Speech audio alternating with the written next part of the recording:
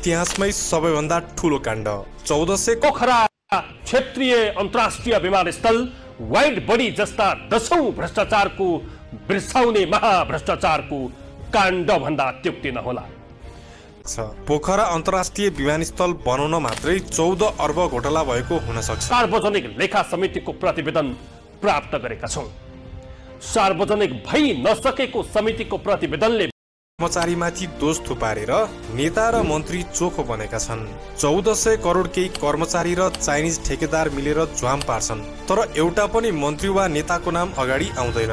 सुरुमा आज यो भ्रष्ट सरकारले राजेन्द्र निङदेल पार्टी अध्यक्षलाई किन समात्नु परेको छ थाहा छ तपाईहरुलाई? पोखरा एयरपोर्टमा जुन भ्रष्टाचार 14 अरब रुपियाँ खाएको कारबाही गर भनेपछि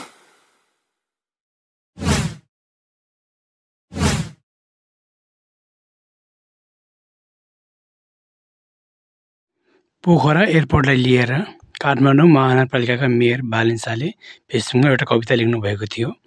जनवरी 15, 2024। कविता यस्तो थियो: तिम्रो लागि सधैँ रित्तै बस्न मन छ, पोखरा विमानस्थल जस्तै।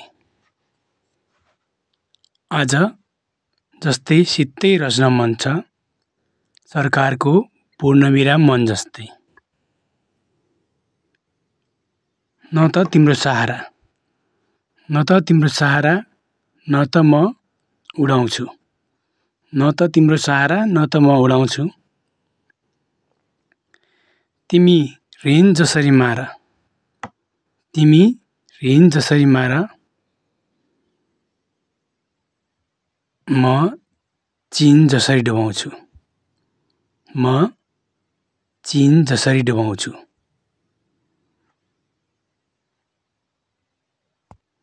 काठमाडौँ महानगरपालिकाका मेयर बालेनले 1 वर्ष पहिला नै पोखरा विमानस्थललाई लिएर यस्तो व्यङ्ग्यात्मक कविता लेख्नुभएको रहेछ। सुरुको 2 अरब, तिम्रो लागि सधैँ रित्तै बस्न मन छ, पोखरा विमानस्थल जस्तै। यस अरबले पोखरा विमानस्थलको व्यस्ततालाई जनाउँदछ। पोखरा विमानस्थल कति व्यस्त छ त? खाली रित्तै छ भनेर बुझाउँछ।